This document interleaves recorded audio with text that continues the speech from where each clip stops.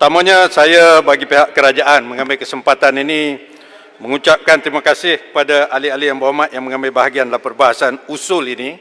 Memang usul ini satu usul yang dibenarkan perbahasan dan ketentuan berapa orang nak berbahas itu adalah kuasa budi bicara kepada Tuan Yang di-Pertua.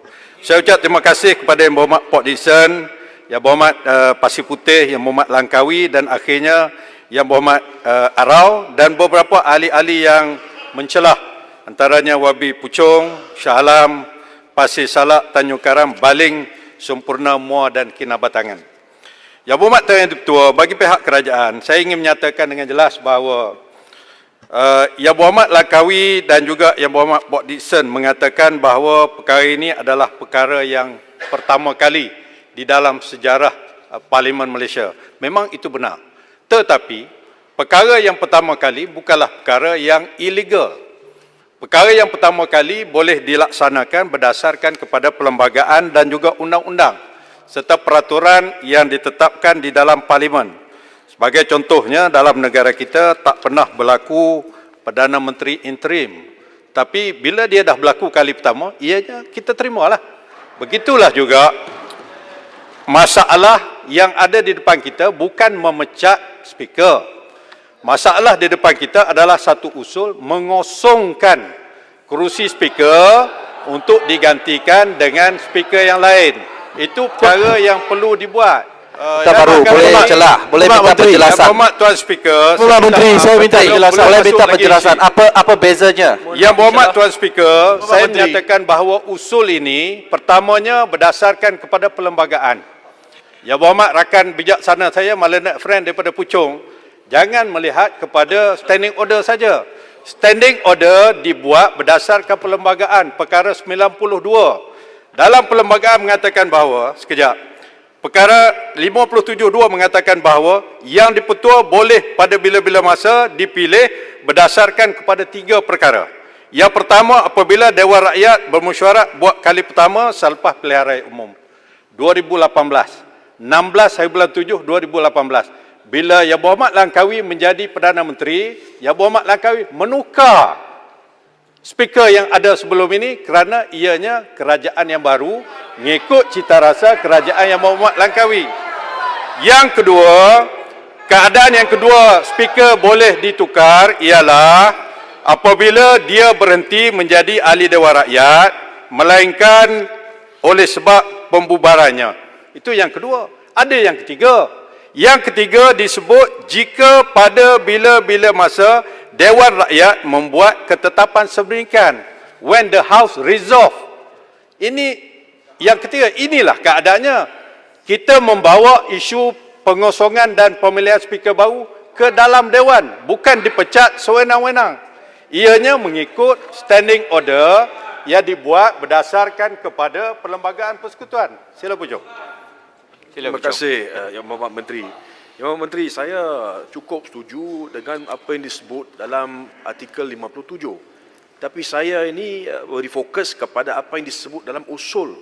Dalam usul yang dibawa seperti mana dihuraikan dalam kertas di hadapan kita, cukup jelas dinyatakan bahawa sebab alasan kita ini nak minta kekosongan kerana ada calon yang baru. Calon. Kalau kita lihat kepada standing orders, pencalonan itu hanya boleh dibuat sekiranya ada kekosongan. Faham tak? Dan apabila itu berlaku, 2 perkara sampingan perlu berlaku. 1, notis perlu diberikan berkenaan dengan kekosongan itu. Kemudian, ahli-ahli parlimen lain juga ada hak untuk cadangkan nama, untuk isikan kekosongan itu. Jadi artikel 57 itu adalah artikel yang memberikan kuasa. Tapi prosedur dia termaktub di dalam standing orders, aturan mesyuarat. Itu yang kita bawa. Jadi kita fikir, kalau kita lihat kepada usul yang dibawa, cukup jelas. Usul itu tak berasas. Usul itu bersandarkan kepada bahawasanya ada kekosongan kerana ada calon yang lain. Walhal calon itu tidak boleh dicalonkan kerana tidak ada kekosongan lagi. Terima kasih Puchong. Terima kasih. Saya bersetuju sangat dengan Puchong bahawa ianya dibuat berdasarkan 57.2C, iaitu apabila diputuskan oleh Dewan. Tapi saya tidak bersetuju apabila Puchong mengatakan bahawa selepas dikosong baru boleh bagi notis 14 hari. Itu ridiculous, tidak betul. Kerana berdasarkan standing order 4, satu, saya mohon baca.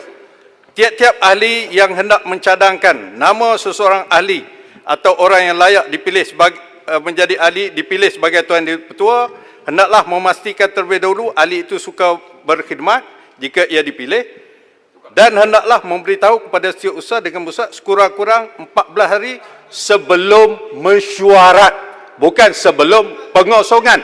Ini Yang Amat Berhormat Perdana Menteri, saya nak jelaskan, ini fakta. Ini fakta. Yang Amat Berhormat Perdana Menteri bagi pihak kerajaan telah memberikan satu notis nama baru untuk calon speaker pada 29 hari bulan 6, iaitu melebihi atau mencukupi 14 hari daripada 13 Julai. Sedangkan pihak pembangkang tidak menamakan mana-mana calon. Tetapi Yang Berhormat, oleh kerana Yang Berhormat dengar saya, oleh kerana pihak pembangkang menentang usul ini, maka adalah dianggap calon yang dikemukakan oleh pembangkang adalah Tan Sri Datuk Muhammad Arif Yusof untuk speaker dan juga Wabinga Komeng sebagai calon timbalan speaker. You cannot have two bites of a cherry. Tak boleh dua cadangan. Itu tak boleh. Ini adalah menurut perlembagaan dan juga standing order. Yang kedua, Yang Berhormat Pucung, saya nak tanya Yang Berhormat lah. Usul ini telah diterima oleh Yang Berhormat Speaker, bukan timbalan speaker. Diterima oleh Yang Berhormat Speaker sebagai satu usul yang in order. The papers are in order menurut peraturan, dan ianya diterima, dimasuk di dalam usul-usul yang nak dibahaskan. Tidak ada kecacatan kepada usul ini. Tidak ada sama sekali berdasarkan perlembagaan dan juga standing order. Itu jelas. Apa lagi yang nak dipersoalkan? Yang Berhormat Menteri, kalau Yang Berhormat Menteri bersandarkan kepada hujah itu menunjukkan bahawa sebenarnya Yang Berhormat Menteri ini tidak ada hujah yang bermerit. Kerana kalau kita lihat kepada apa yang disebut dalam standing orders, ya cukup jelas. Come on. Ya Berhormat Tuan Ketua. Ya Berhormat Tuan Ketua. I got your point. Saya belum habis. Alasan ini. Kita nak bagi alasan. Ini saya nak bagi alasan. Alasan kerajaan adalah apabila kerajaan bertukar, ianya sudah tentulah memerlukan kepada pertukaran jawatan-jawatan utama termasuklah speaker.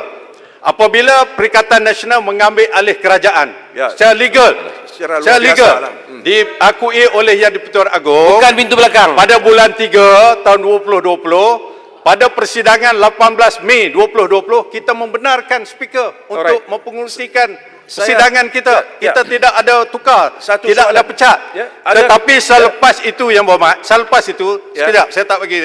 Selepas itu, penilaian dibuat oleh pihak kerajaan bahawa Yang Berhormat Speaker dirasakan dengan alasan yang munasabah di pihak kerajaan tidak boleh memenuhi hasrat dan juga inspirasi kerajaan ada. Pilihan yang ada kepada kita bawa kepada Dewan.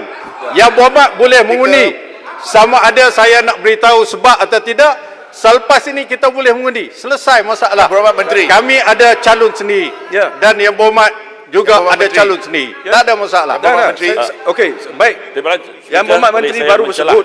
Yang Berhormat Menteri sebut bahawa semua ada calon. Saya nak tanya satu soalan.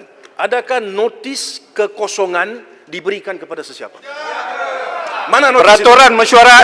Peraturan mesyuarat mengatakan setiausaha Dewan berdasarkan 27(4) tak perlu memberikan notis mengenai pengosongan ini. Tak perlu. You can check. You can check. Mana ada yang perlu beri notis 14 hari? Kalau tidak ada notis. Kan? Tidak ada. Itu sebab you show me. I show you the provision. You show me what is your provision. Notis. Tak ada. Yang Berhormat Menteri. Saya ingin menamatkan penghujaan saya.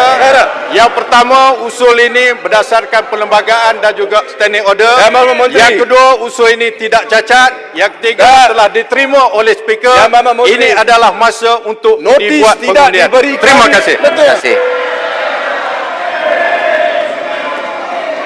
Ahli-ahli yang berhormat, penggolongan telah pun Nyatakan